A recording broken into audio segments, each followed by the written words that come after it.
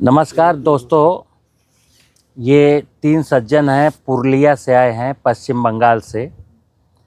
और खेती में कोई तकलीफ़ है, तकलीफ़ तो वैसे देश के हर किसान को है। खेती में खेती कोई करना नहीं चाहता, खेती बेच करके शहर में लोग भाग जाना चाहते हैं। खेती में घाटा होता है तो आत्महत्या करने की कोशिश लोग करते हैं, लेकिन बाल बच्चे हैं तो नहीं कर पाते हैं। किसान संकट में तो है मित्र, और किसान को संकट से निकालने के लिए मैं एक खेती का सत्य बताने का प्रयास रोज करता हूं कि ताकि देश का किसान संकट से बरी हो। निवेदन भी करता हूं अपने फॉलोअर्स, जो मेरे 4-5-6 लाख लोग जो मेरी वीडियो को देखते हैं, सुनते हैं, कि मित्र वक्त बहुत कम है, काम बहुत ज़्यादा है, वक्त बहुत कम है। अगर मैं समय रहते नहीं चेता, कृषि के विज्ञान को नहीं समझा, तो बहुत देर हो जाएगी और हमारी संतानें यहाँ घुट घुट करके, तड़प तड़प करके प्राण देंगी। सनातन का ज्ञान सबसे बड़ा विज्ञान, सनातन का ज्ञान सबसे बड़ा विज्ञान है। लेकिन मैंने सनातन को ही जब भूल गया तो काहे का विज्ञान। सनातन जब मैं शब्द कहता हूँ, सनातन का ज्ञान सबसे बड़ा विज्ञान, सनातन का ज्ञान सबसे बड़ा धर्म, सनातन की पूजा सबसे बड़ी पूजा। सनातन है तो जीवन है, सनातन है तो सब कुछ है, सनातन है तो जीवन में खुशियाँ हैं, शांति है और आनंद है। लेकिन कागज के नोट के पीछे जो दौड़ती हुई दुनिया है, उसने सनातन को पीछे छोड़ दिया। उसके दिमाग में लगता है कि पैसा है तो सब कुछ है। मैं कई बार कहता हूं कि जहां ज्ञान है वहीं लक्ष्मी है। जहां ज्ञान है वहां लक्ष्मी है, जहां अज्ञान है वहां लक्ष्मी है नहीं है, तो वो आपका आंखों का भ्रम है। लक्ष्मी का मतलब होता है जहाँ सुख, शांति और समृद्धि हो, उसका नाम लक्ष्मी है। आधुनिक युग में ये लक्ष्मी को जो जबरदस्ती हम लोगों ने कागज के नोट को लक्ष्मी बना दिया, यही अज्ञानता है कि जो सनातन की समृद्धि है वही लक्ष्मी है, अन्नपूर्णा है। माता पार्वती कहें, उसको लक्ष्मी कहें, उसको अन्नपूर्णा कहें, वो एक ही विषय है। और विषय क्या है? 2 ही विषय है मित्र। एक साधे सब सधे, सब साधे सब जाए। खेती में अगर हम कोई फसल बोते हैं, कहाँ बोते हैं? खेती में, खेत में। हम कोई भी फसल लगाएं, फसल तो मैं अपनी मन मर्जी से लगाता हूँ। गन्ना लगाएंगे, टमाटर लगाएंगे, केला लगाएंगे जी। जहाँ मुझे लगता है यहाँ ज़्यादा लाभ है, वो वाली फसल मैं लगा देता हूँ जी। अब ज़मीन में ताकत नहीं होती है, केला लगा दिया, मिर्चा लगा दिया, बैंगन लगा दिया। खेती की दम केला पालने की नहीं थी, लेकिन केला बो दिया। तो क्या होता है, केले की या जो भी फसल बोई उसकी ग्रोथ नहीं होती, क्योंकि नीचे ज़मीन के पास उसने पोषण नहीं है। तो शुरू होता है फिर अज्ञान का वातावरण। क्या कि हम फर्टिलाइज़र डालते हैं, फिर बीमारियां लगती हैं तो फंजीसाइड डालते हैं, फिर खरपतवारों को मारते हैं। यहीं से मित्र हमारे अंधकार का प्रारंभ होता है। तो मैं क्या कहता हूँ, खेती बिल्कुल सरल है, खेती को सहजता के साथ समझने का प्रयास करें। क्या सरल है? आज मैं ये जीवामृत के ड्रम में खड़ा हूँ, देखिए ये जीवामृत है, और ये लोग ये जीवामृत लेने आए। मैंने बोलता हूँ कि भाई जंगल में चले जाओ, पुरुलिया से यहाँ आने की ज़रूरत नहीं है। बहुत सारे लोग तो उस बात को समझ गए और जंगल जा कर के मिट्टी ला कर के बना लिए। लेकिन जिसको डाउट है कि जंगल जाएंगे कैसे मिट्टी लाएंगे, वो यहाँ चले आते हैं। हालांकि यहाँ आना ठीक है, जो यहाँ आता है उसको मैं पूरा विज्ञान बता देता हूँ, और जो जंगल से मिट्टी अपने आप ले आया, बना लिया, वो भी हमको वीडियो भेज करके दिखाता है, तो वो भी सही है। क्योंकि झांसी हर व्यक्ति नहीं आना है। लेकिन मेरी बात तो समझनी ना पूरी की पूरी। अभी जैसे जीवामृत का प्रचार मैंने किया, इसी जीवामृत के बहाने 4-5-6 लाख लोग मुझसे जुड़े हैं, लेकिन वो जीवामृत बना रहे हैं। खेती नहीं समझे मित्र। खेती को समझने का मतलब है खेत को समझना, मिट्टी को समझना, धरती माता को समझना। तो धरती माता की कुछ प्रॉपर्टीज हैं। पहली प्रॉपर्टीज उसकी है बायोलॉजिकल प्रॉपर्टीज, जिसको हम कहते हैं जैविक गुण। जमीन जिंदा है ना, धरती शिव है, शिव जिंदा है। जिंदा किसकी वजह? शिव के गण हैं। शिव को क्या चाहिए? शिव को चाहिए कचरा, कार्बन, मलमूत्र, फसलों के अवशेष, खरपतवार, जिनसे आपको दुश्मनी है।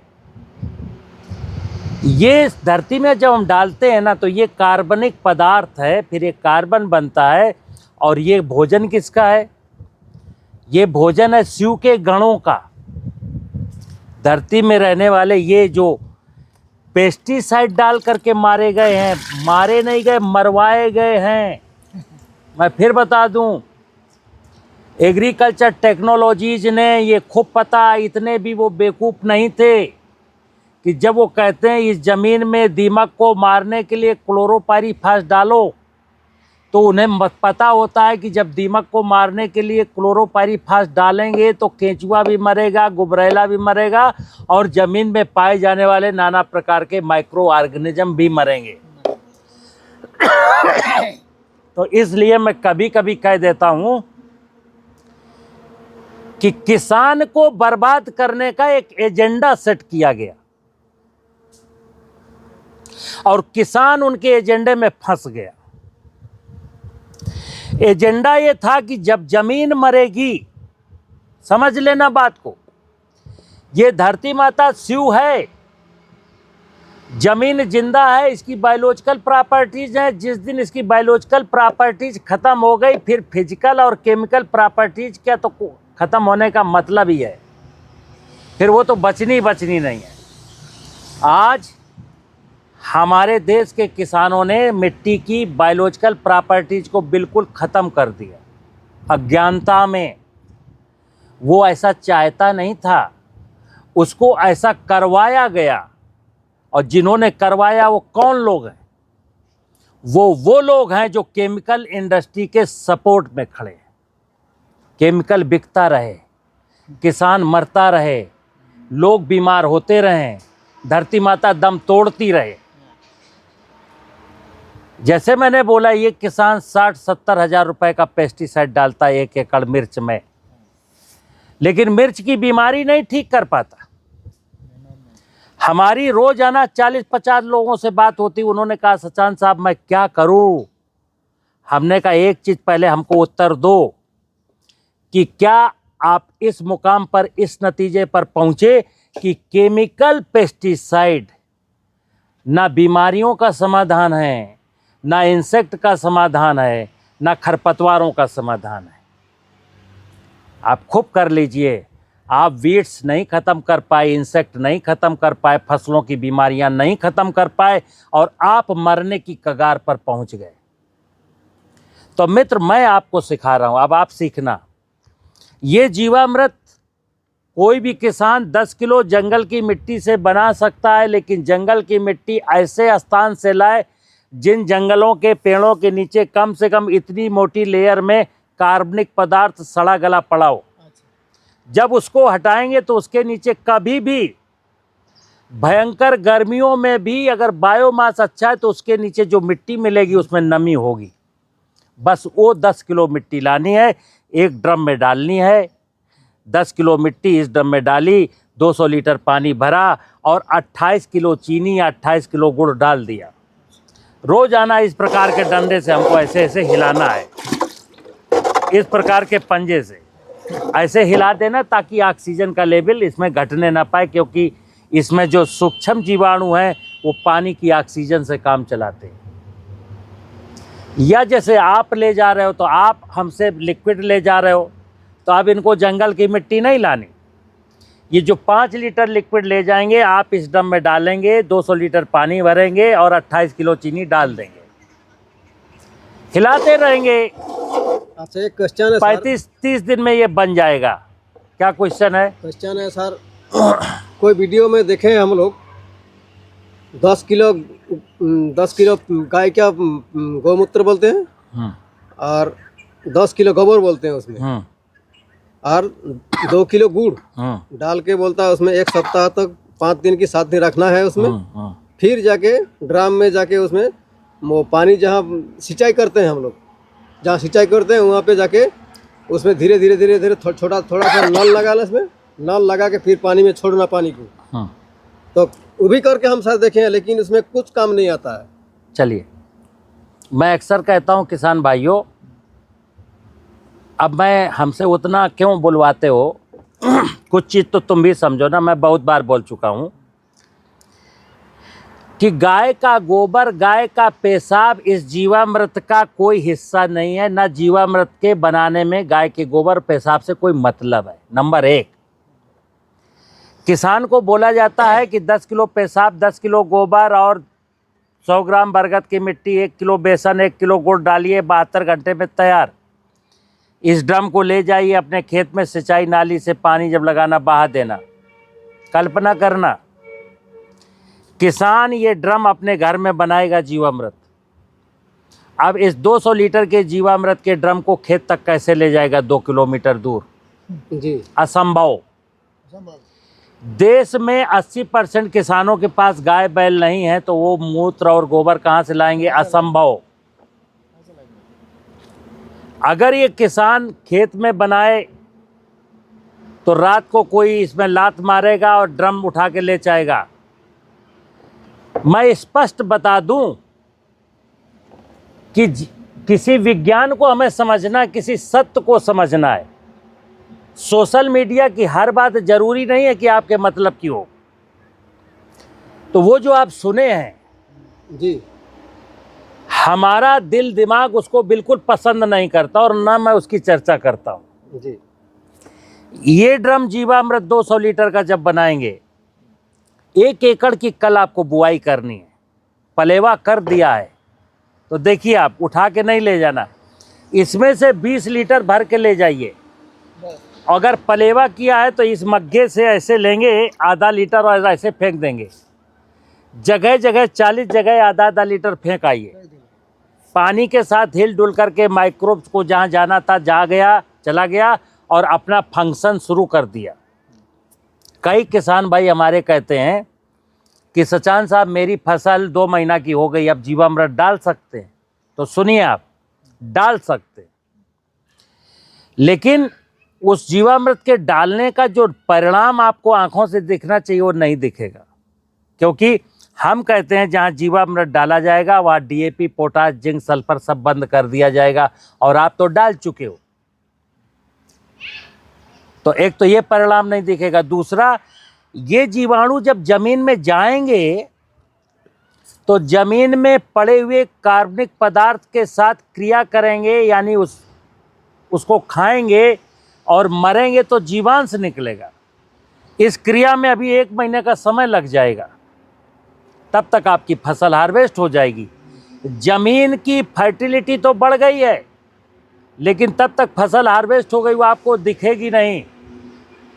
तो इसको डालने का सबसे सरल और सही समय है वर्षा का ऋतु। वर्षा ऋतु में जो किसान बरसते हुए पानी में इसको खेत में फेंक आएगा तो बारिश के दिनों में माहौल इतना अच्छा होता है माइक्रोब्स के डेवलपमेंट का कि सोने पर सुहागा, बहुत खूबसूरत रिजल्ट आएंगे। खरीफ की भी फसल में मिलेंगे और उसके परिणाम रबी की फसल में भी मिलेंगे। अब अगर आपने खरीफ में नहीं डाला, जैसे कुछ किसान लेट जुड़े, अभी यही सज्जन है सब फसलें बो आए फिर मेरे पास आए, तो जो लेट हैं तो वो अगली फसल की तैयारी करें। खेती तो कंटिन्यू करेगी ना, बंद तो नहीं होनी। चलो आज सीखे तो अगली फसल में उपयोग करेंगे। तो मैं इसके बारे में ये बता रहा था कि ये जीवामृत सॉइल की बायोलॉजिकल प्रॉपर्टीज को सुधारेगा अब जब सॉइल की बायोलॉजिकल प्रॉपर्टीज सुधरेंगी तो सॉइल की फिजिकल और केमिकल प्रॉपर्टीज स्वतः सुधर जाएंगी। क्या क्या परिणाम दिखेंगे मैं बता दूं। अगर आपने सब्जियों की फसल में 1 महीना पहले ये जीवामृत डाला है, ध्यान रखना, सब्जी की फसल में, जिस खेत में सब्जी की फसल बोनी है, अगर 1 महीना पहले ये डालेंगे तो मैं गारंटी ले रहा हूं कि आपकी फसल में कोई भी भूमि जनित बीमारी नहीं आएगी, क्योंकि 1 महीने में ये सॉइल में जो निगेटिव पैथोजन थे उस पर कंट्रोल बना लेंगे। जैसे जंगल में मैं बोलता हूं ना, कोई बीमारी नहीं है, तो अब आपके खेत की मिट्टी जंगल की मिट्टी के जैसी बन गई तो भूमि से तो कोई बीमारी आएगी नहीं। अगला, जब ये चला गया तो सॉइल में, मिट्टी में पड़े हुए अघुलनशील फास्फेट को घोल देगा, तो फास्फेट की जरूरत नहीं है जी। किसी भी पोषक तत्व की जरूरत नहीं, क्योंकि सारे पोषक तत्व कार्बन से निकलेंगे। कार्बन जो खेत में है उसको सोल्यूबल बनाएंगे और पोषक तत्व ये फसलों को दे देंगे।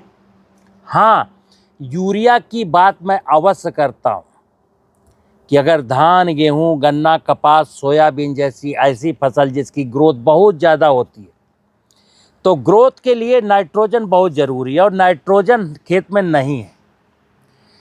यहाँ मैंने कहा फास्फेट तो अनसोल्यूबल फार्म है, लेकिन नाइट्रोजन नहीं, किसी फार्म में नहीं है। नाइट्रोजन जो यूरिया के रूप में आप देते हैं, या तो पानी के साथ लीच होकर नीचे चली जाती है और जब खेत सूखता है तो हवा में उड़ जाती है। नाइट्रोजन तो नहीं है। 0.3% वाली मिट्टी में, जिसमें 0.3% ह्यूमस है, उसमें नाइट्रोजन ना के बराबर है।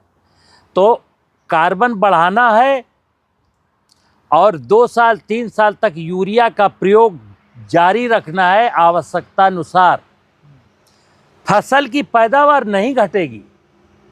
अभी एक भ्रम फैला है कि साहब अगर मैं यूरिया, डीएपी, यूरिया में डलवा रहा हूं, अगर मैं डीएपी, पोटाश, जिंक, सल्फर नहीं डालूंगा तो फसल की पैदावार घटेगी।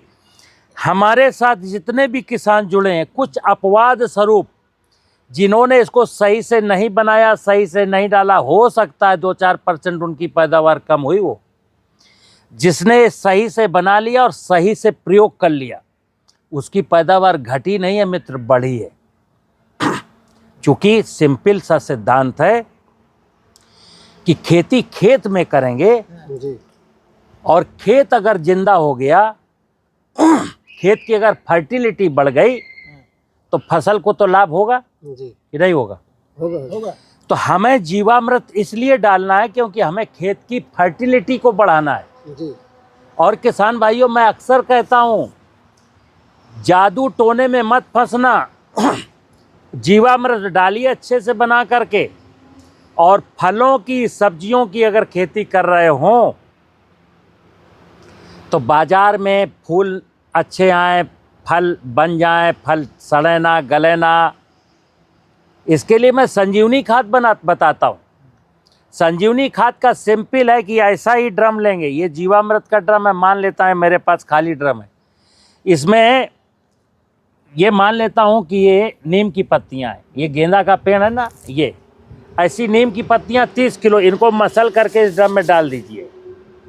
30 किलो ताज़ा गोबर डाल दीजिए, 3 किलो गुड़ डाल दीजिए, धूप में रख दीजिए, और इस प्रकार का डंडा, और 30 किलो गोबर, 30 किलो नीम की पत्ती, 3 किलो गुड़, ये 63 किलो हो गया। अब आप इसमें मिनिमम 63 लीटर पानी डाल दीजिए। अगर 10-15 लीटर ज़्यादा डाल देंगे तो कोई बुराई नहीं।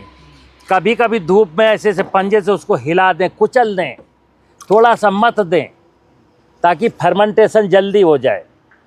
और फिर क्या करते हैं कि 12-15 दिन में जब बन जाता है, 12-15 दिन में बन जाएगा, जीवामृत के ड्रम को कभी धूप में नहीं रखेंगे। इस सीज़न में चलेगा, गर्मियों में नहीं चलेगा। लेकिन संजीवनी के ड्रम को धूप में ही बनाएंगे। और जब इतना ड्रम मान लो 150 लीटर बन गया, 30 किलो नीम की पत्ती, 30 किलो गोबर, 3 किलो गुड़ और 70-80 लीटर पानी, 150 हो गए ना। बगलिया में एक फिर ड्रम रखेंगे खाली, इससे 1/3 मात्रा निकालेंगे, इस ड्रम में डालेंगे और इसमें 150 लीटर पानी भर देंगे। इसी प्रकार पंजे से हिला देंगे तो इसमें जो संजीवनी में रस रसायन बन गए हैं उस पानी में आ जाएंगे। फिर इस पानी को मग्गे से निथार लीजिए, छान लीजिए और 1 एकड़ ज़मीन में स्प्रे कर दीजिए, 1 एकड़ फसल में। 2 काम करने मित्र, 2 काम करने हैं। और जो फल की सब्जियों की खेती में 50,000 रुपये से लेकर के 2 लाख रुपए तक का पेस्टिसाइड डालते हैं, वो सब बंद हो जाएंगे, किसी चीज़ की ज़रूरत नहीं होगी। अच्छा, हाँ, कोई प्रश्न है सर? अच्छा, मान लीजिए जैसे आपका ये वाला खेती है, हाँ, हम लोग खेती में ऐसे ही छोटा छोटा हम लोग का मेड़ बीच में मेड़ दिया हुआ है, तो एक खेती में जैसे डाले हैं जीवामृत, एक इसमें नहीं डाले, इसमें कलर का कोई चेंज होगा कि कुछ मतलब कुछ अंतर होगा उसमें? जीवामृत से कलर नहीं चेंज होगा, कलर चेंज होगा कार्बन से, जब कचरा ज्यादा डालेंगे जी, ठीक है ना जी। जीवामृत के जीवाणुओं का कोई कलर नहीं है, ये कलर है, ये कलर नहीं। कार्बन जब बढ़ाएंगे तो कलर चेंज होगा। जैसे जमीन सफेद सफेद हो गया जी जी जी। शिव बाबा काले हैं कि गोरे? काले। काला करो ना जमीन को, काला कैसे होगा? कार्बन से। फिर बता दो, जैसे कई बार हमको लोग कहते हैं सचान साहब तुम कृषि वैज्ञानिक हो, कृषि अधिकारी हो कि दार्शनिक हो कि धार्मिक हो, तो मैं कहता हूँ एक ही विषय है मित्र, सनातन की सुरक्षा चाहे धर्म करे, चाहे दार्शनिक करे, चाहे वैज्ञानिक करे, हमको धरती की सुरक्षा तो करनी है। तो ये खेती कहाँ है? खेती खेत में है, खेती से बड़ा कोई धर्म नहीं है। माँ को बचाने से बड़ा क्या धर्म है? जिस ज़मीन का मैं खाता हूँ, जिस ज़मीन से पानी निकाल के पीता हूँ, जिस ज़मीन में खड़े हुए पेड़ों से ऑक्सीजन लेता हूँ, उसको तो बचाना पड़ेगा हमको, ठीक है ना। नेचुरल फार्मिंग का मतलब फिर बता दूँ, हींग, फिटकरी, मट्ठा, दूध, दारू, गौमूत्र, फसल पर गौमूत्र छिड़कना एक साइंस है। यूरिक एसिड, यूरिया है तो रत्ती भर रिजल्ट है, तो लेकिन उसमें क्यों छिड़कते हैं आप? उसको खेत में जाने दो, जमीन की केवल और केवल जमीन की फर्टिलिटी को बढ़ाना है बस, और कुछ नहीं करना है। हमें उम्मीद है आपको मेरा विषय समझ में आया होगा। नमस्कार।